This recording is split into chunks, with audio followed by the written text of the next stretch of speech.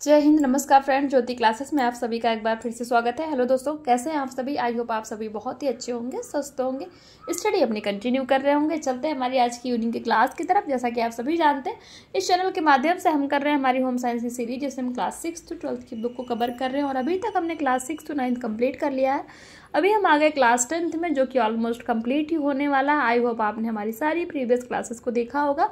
नहीं देखा है तो प्लेलिस्ट में जाके वहाँ से क्लासेस देख करके अपने हर एक कॉन्सेप्ट को क्लियर कर सकते हैं, क्योंकि हमने हर एक टॉपिक को बहुत ही डिटेल में पढ़ा है। इतने डिटेल में पढ़ने का हमारा एक ही उद्देश्य है, एक बार आप इस सीरीज़ को देखिए, समझिए, ताकि होम साइंस से रिलेटेड कोई भी डाउट आपके माइंड में ना रह जाए। चाहे आप किसी भी क्लास के लर्नर से किसी कॉम्पिटिटिव एग्जाम की प्रिपरेशन कर रहे हैं या फिर किसी भी फील्ड में होम साइंस से अपना करियर देख रहे हैं, सभी के लिए सीरीज़ काफ़ी हेल्पफुल होने वाली है। तो प्लीज़ अगर चैनल पर फर्स्ट टाइम विजिट किए हैं तो चैनल को लाइक शेयर और सब्सक्राइब अवश्य करिए और अपनी राय भी कमेंट के माध्यम से हमें अवश्य बताइए। तो चलिए स्टार्ट करते हैं आज की क्लास। आज की क्लास में फ्रेंड्स हम न्यू टॉपिक स्टार्ट करने वाले हैं। कौन सा? रोगी को स्पंज कराना, गर्म सेक तथा बर्फ की टोपी का प्रयोग। ये हम आज की क्लास में देखेंगे। It means spongin the patient using the hot compressor and ice cap. तो ये हम पढ़ने वाले हैं और इस पूरे चैप्टर में हम पढ़ने क्या क्या वाले हैं देख लीजिए। स्पंज का अर्थ देखेंगे, यानी कि स्पंज होता क्या है, रोगी को स्पंज कराने की कौन कौन सी विधियां उसके बारे में हम पढ़ेंगे। गर्म सेक देखेंगे, बफारा लेना क्या होता है, पुल्टिस द्वारा सेक यानी कि पुल्टिस क्या है उसके बारे में भी जानेंगे। साथ ही साथ ठंडी सेक के लिए बर्फ की टोपी या थैली का किस प्रकार से प्रयोग करते हैं और किस प्रकार से टोपी बनाई जाती है, इन सभी के बारे में हम इस पूरे टॉपिक में कवर करने वाले हैं।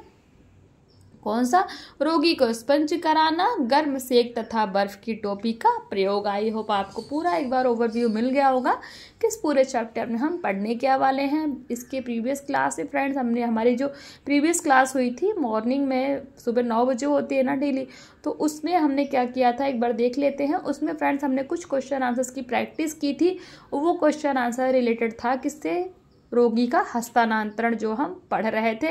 तो वो हमने उस टॉपिक को कंप्लीट कर लिया था और उसी से रिलेटेड कुछ क्वेश्चन आंसर्स की प्रैक्टिस हमारी प्रीवियस क्लास के माध्यम से हुई थी और वो प्रीवियस क्लास हमारी सुबह 9 बजे हुई थी।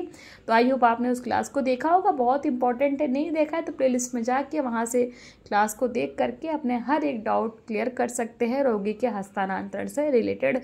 तो ये तो थी प्रीवियस क्लास। आज अभी देखते हैं क्या करने वाले, आपको मैंने बता दिया। स्टार्ट करते हैं आज का चैप्टर। कई बार रोगी व्यक्ति शारीरिक कमजोरी के कारण अपने सामान्य दैनिक कार्यों को करने में असमर्थ होता है। इस स्थिति में परिचारिका द्वारा रोगी के दैनिक कार्य को संपन्न करने में सहायता की जाती है। कभी कभी परिचारिका को रोगी की दैनिक नियमित क्रियाओं के साथ साथ आवश्यकता अनुसार कुछ विशेष क्रियाएं भी करनी होती हैं, जैसे स्पंज कराना, सिकाई करना, भपारा देना, पुल्टिस बांधना आदि। स्पंज का अर्थ देखते हैं। स्पंज करना वस्तुतः शारीरिक सफाई का एक वैकल्पिक उपाय है। कुछ परिस्थितियों में रोगी व्यक्ति को स्नान कराना संभव नहीं होता अथवा स्नान कराने पर रोगी व्यक्ति पर प्रतिकूल प्रभाव पड़ने की आशंका रहती। कई लोग इस तरह बीमार पड़ जाते हैं ना कि उनको हम नहला नहीं सकते, तो उस स्थिति में स्पंज कराया जाता है। ऐसी स्थिति में शारीरिक स्वच्छता रखने के लिए स्नान के विकल्प के रूप में स्पंज विधि का प्रयोग किया जाता है। आई होप स्पंज आपको पता लग गया होगा कि स्पंज होता क्या है और क्यों कराया जाता है। स्पंज क्रिया के अंतर्गत शारीरिक सफाई के लिए किसी नर्म तौलियों को गीला करके संबंधित व्यक्ति के शरीर को भली भांति पोंछकर साफ किया जाता है। स्पंज के लिए रोगी को उठने की भी आवश्यकता नहीं होती। रोगी के लेटे लेटे ही उसे स्पंज किया जा सकता है। इस प्रकार स्पंज स्नान का एक विकल्प है। स्पंज को शुष्क स्नान भी कहा जाता है। आपने समझा स्पंज का मीनिंग क्या होता है? कोई बीमार व्यक्ति है, अगर वो उठने में असमर्थ है, उठ नहीं सकता, उसकी स्थिति इतनी दयनीय है, तो क्या करना है? उसको साफ सुथरा करने के लिए, शरीर की स्वच्छता के लिए उसको स्पंज कराना। और स्पंज क्या होता है? कोई भी एक कॉटन का कपड़ा ले करके उसको गीला करके अच्छी तरह से उसका पानी निचोड़ के रोगी के पूरे शरीर को उससे पोंछ देना ही क्या है? स्पंज कहलाता है। आई होप आपको अच्छे से क्लियर हो गया होगा।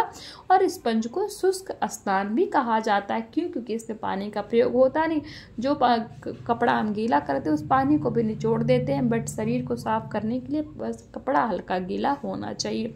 स्पंज हेतु आवश्यक सामग्री: एक टब में गर्म या ठंडा पानी, एक बाल्टी लेना है, एक मग लेना है, साबुन लेना है, डेटॉल लेना है, 2 तौलिया स्पंज के कुछ टुकड़े, 8वां क्या है, कंबल लेना है, रोगी को पहनाने के वस्त्र, ब्रश, मंजन है, और साथ ही साथ रुई, कैंची आदि ये सारे ही सामग्रियां स्पंज में प्रयोग की जाती है। स्पंज आपको समझ में आ गया होगा। रोगी को स्पंज कराने की विधियां देख लेते हैं। स्पंज 2 प्रकार का होता है, गर्म पानी का स्पंज तथा ठंडे पानी का स्पंज। गर्म पानी का स्पंज देखते हैं, सामान्यतः रोगी को गर्म पानी का स्पंज ही दिया जाता है। गर्म पानी का स्पंज करने का उद्देश्य रोगी के शरीर की सफाई करना होता है। गर्म पानी का स्पंज कराने की विधियां क्या है देखते हैं। नंबर 1 है, पानी को गर्म करके एक साफ और नर्म तौलिए को इसमें भिगोकर अच्छी तरह निचोड़ लिया जाता है। नंबर 2, इस तौलिए से रोगी के शरीर को ठीक तरह से पोंछा जाता है। पानी उतना ही गर्म होना चाहिए जितना रोगी आराम से सहन कर सके। नंबर 3, पानी में डेटॉल या कोई एंटीसेप्टिक द्रव्य भी डाला जा सकता है। नंबर 4, यदि साबुन लगाना हो तो रोगी के तौलिए पर ही लगाना चाहिए। नंबर 5, स्पंज कराने वाले तौलिए में ज़्यादा पानी ना हो, इस बात का ध्यान रखना चाहिए। नंबर 6, स्पंज को चेहरे से शुरू करना चाहिए, बाद में गर्दन, बाँह, हाथ, पैर आदि को क्रम से स्पंज कराना चाहिए। नंबर 7, स्पंज के बाद रोगी के शरीर पर पाउडर छिड़क कर उसे साफ धुले वस्त्र पहनाने चाहिए। और नंबर 8 है, स्पंज कराने के पश्चात जिस बिस्तर पर रोगी को लिटाया जाना हो उसे भी भली भांति साफ किया जाना चाहिए। यदि आवश्यकता हो तो चादर बदलनी चाहिए। तो ये आपने देखा गर्म पानी से स्पंज किस तरीके से कराया जाता है, आपको समझ में आ गया होगा। ठंडे पानी का स्पंज देखते हैं। यह विधि रोगी के शरीर का तापमान अधिक होने की अवस्था में प्रयोग में लाई जाती है, यानी कि अगर रोगी को बुखार है, बुखार से ज़्यादा उसके शरीर का टेम्परेचर ज़्यादा है, बहुत तेज फीवर है, तो उस अवस्था में ठंडे पानी का स्पंज कराया जाता है, नहीं तो जनरली गर्म पानी का ही स्पंज कराया जाता है। रोगी के शरीर का तापमान कम करने के लिए उसके शरीर को ठंडे पानी में भीगे तौलिए से बार बार पोंछा जाता है। ठंडे पानी का स्पंज मुख्यतः लू लगने या तीव्र ज्वर होने की स्थिति में कराया जाता है। ठंडे पानी का स्पंज कराने की विधियां देख लेते हैं। नंबर 1 है, इस कार्य को करते समय रोगी के नीचे रबड़ सीट या मोम जामे का टुकड़ा बिछाया जाता है। नंबर 2, रोगी के लगभग सभी कपड़ों को उतारकर उसे कंबल से ढक दिया जाता है और तौलियों को भली भांति निचोड़कर रोगी के शरीर पर फैलाकर ढक देना चाहिए। नंबर 3, यह तौलिया थोड़ी देर में गर्म हो जाता है और फिर उसी प्रकार ठंडे पानी में भिगोकर तथा निचोड़कर यही क्रिया बार बार अपनानी चाहिए। नंबर 4, यह क्रिया तब तक अपनाई जानी चाहिए जब तक शरीर का ताप सामान्य न हो जाए। नंबर 5, इसके बाद रोगी के शरीर को स्वच्छ एवं सूखे तौलिए से पोंछकर कंबल से ढक दे दें। और नंबर 6, बिस्तर को भली भांति साफ एवं व्यवस्थित कर रोगी को आराम करने एवं सोने का निर्देश देना चाहिए। तो ये तो आपने देख लिया स्पंज करने की विधियां 2 प्रकार की होती है। नंबर 1 गर्म पानी का स्पंज और नंबर 2 ठंडे पानी का स्पंज। आई होप ये आपको अच्छे से क्लियर हो गया होगा। गर्म पानी और ठंडे पानी का स्पंज, गर्म पानी का स्पंज कब दिया जाता है और कौन कौन सी सावधानी यानी किन किन बातों का हमें ध्यान रखना चाहिए, ये भी हमने पढ़ा। और ठंडे पानी का स्पंज कब दिया जाता है और इसको करते टाइम किन किन बातों का ध्यान रखना चाहिए, स्पंज करने की विधि क्या है ठंडे पानी की, वो भी हमने पढ़ा। ये अच्छे से आपको क्लियर हो गया होगा, स्पंज आपको समझ में आ गया होगा। अब स्पंज करते समय सावधानियां कौन सी बरतनी चाहिए, ये तो हमने देखा कि किस तरीके से ठंडे और गर्म पानी का स्पंज किया जाता है, उसकी विधि देखी। स्पंज भी हमने जान लिया, स्पंज होते कितने प्रकार के हैं वो भी हमने पढ़ लिया। अब हम करेंगे स्पंज करते समय कौन सी सावधानियां हमें रखना चाहिए, यानी कि किन किन बातों का ध्यान रखना चाहिए, उसके बारे में देख लेते हैं। नंबर 1 है, स्पंज शरीर के प्रत्येक अंग पर करना चाहिए। नंबर 2, स्पंज क्रिया के प्रयोग में आने वाला पानी ना अधिक गर्म हो और ना ही अधिक ठंडा होना चाहिए।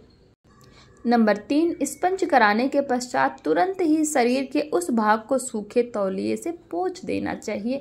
नंबर 4, जब रोगी का शरीर भली भांति सूख जाए तब उसे कंबल में लपेटने का लाभ होता है। नंबर 5, स्पंज करने के तुरंत बाद कपड़े पहना देने चाहिए। नंबर 6 है, स्पंज करने के उपरांत रोगी को पीने के लिए गर्म दूध या चाय देना लाभदायक होता है।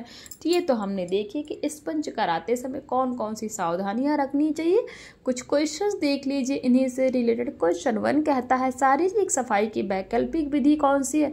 नंबर 2, ठंडे पानी का स्पंज मुख्यतया किस स्थिति में कराया जाता है। नंबर 3 क्वेश्चन कहता है स्पंज करने के पश्चात रोगी को पीने के लिए क्या देना चाहिए। तो इस क्वेश्चन का स्क्रीनशॉट ले लीजिएगा और इस क्वेश्चन को आप सॉल्व करिएगा। ये क्वेश्चन आपसे इजीली सॉल्व हो जाएंगे।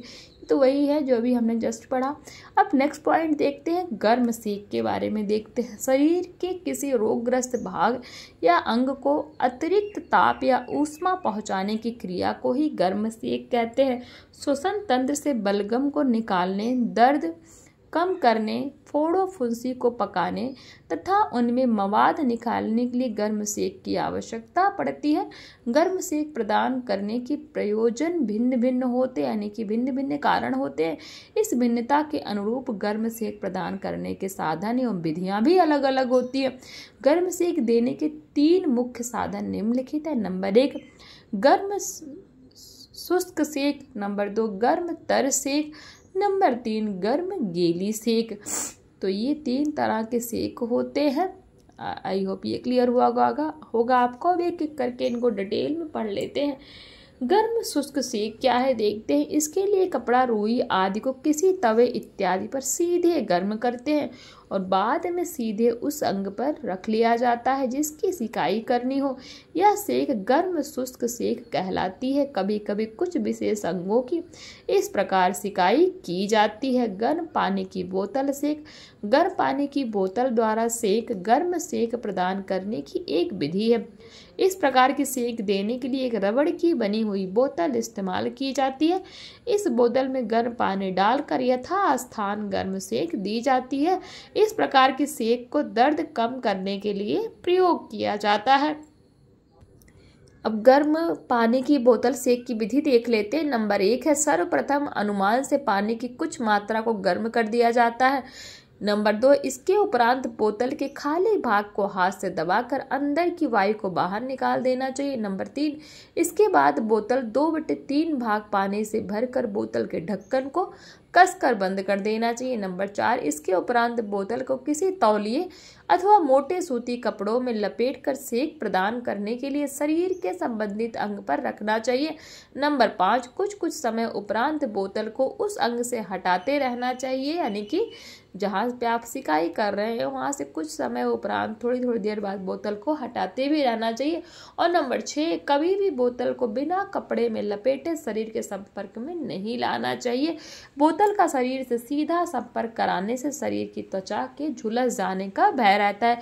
यानी कि जो गर्म का पानी का बोतल है उसको एक कपड़े, कोई कॉटन का कपड़ा हो या तौलिया हो, जो भी हो, बोतल को उसमें लपेट करके तब बोतल को जहाँ पे भी सिकाई करनी है तब सिकाई करनी चाहिए। डायरेक्ट नहीं कि पानी में, बोतल में पानी डाला और जहाँ पे सिकाई करनी, अगर आप डायरेक्ट बोतल रख देंगे बिना किसी तौलिया या किसी कपड़े में लपेटे, वो भी मोटा कपड़ा होना चाहिए, तो अगर इस तरह बिना किसी कपड़े में लपेटे अगर उस बोतल का प्रयोग करेंगे तो ज़्यादा प्रॉब्लम हो सकती है। तो चाहे झुलस, जैसा उन्होंने बोला, जलने का खतरा हो सकता है। तो इसीलिए ध्यान देना चाहिए कि जब भी गर्म बोतल यानी कि गर्म पानी की बोतल की सिकाई करनी है तो किसी कपड़े में लपेट कर ही यथास्थान पर उसको रखना चाहिए। अब देख लेते हैं गर्म तर सेक। हमने 3 तरह के सेक देखे ना, गर्म शुष्क सेक, गर्म तर सेक और गर्म गीली सेक। तो हमने गर्म शुष्क सेक तो पढ़ लिया। गर्म शुष्क सेक क्या था कि कोई भी एक कपड़ा लेकर के उसको तवे पर या कढ़ाई गर्म करके उसमें जो है कपड़े को अलट पलट के कपड़े को गर्म करके डायरेक्ट जहाँ पे सिकाई करनी है उस तरीके से आप उसको सेक सकते हैं। अब दूसरा देखते हैं गर्म तर सेक। ये तो हमने गर्म पानी की बोतल की सेक देख रहे थे। और अब देखते हैं गर्म तर सेक। गर्म पानी में कपड़ा भिगोकर की जाने वाली सेक गर्म तर सेक कहलाती है या कुछ विशेष अंगों पर की जाती है, जैसे आँख हुआ, किसी घाव इत्यादि पर। इसकी विधि क्या है। नंबर 1, इसके लिए एक मलमल के कपड़े का टुकड़ा लिया जाता है जिसे तौलिए में लपेट दिया जाता है। नंबर 2, अब इस तौलिए को चिलमिची या गर्म पानी की केतली आदि में भिगोते हैं। नंबर 3, अब कपड़े को निकाल लेना चाहिए तथा ध्यान रहे कपड़ा बहुत अधिक गर्म ना हो।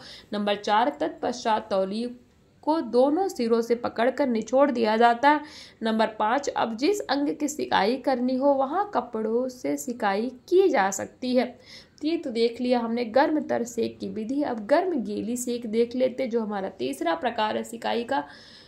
पैरों में दर्द इत्यादि की स्थिति में इस विधि से पैरों की सिकाई की जाती है। इस विधि में गर्म पानी की बाल्टी या टब में पैर डालकर सिकाई की जाती है। इस विधि में पैरों की सिकाई है तो नमक व बोरिक पाउडर डाला जा सकता है।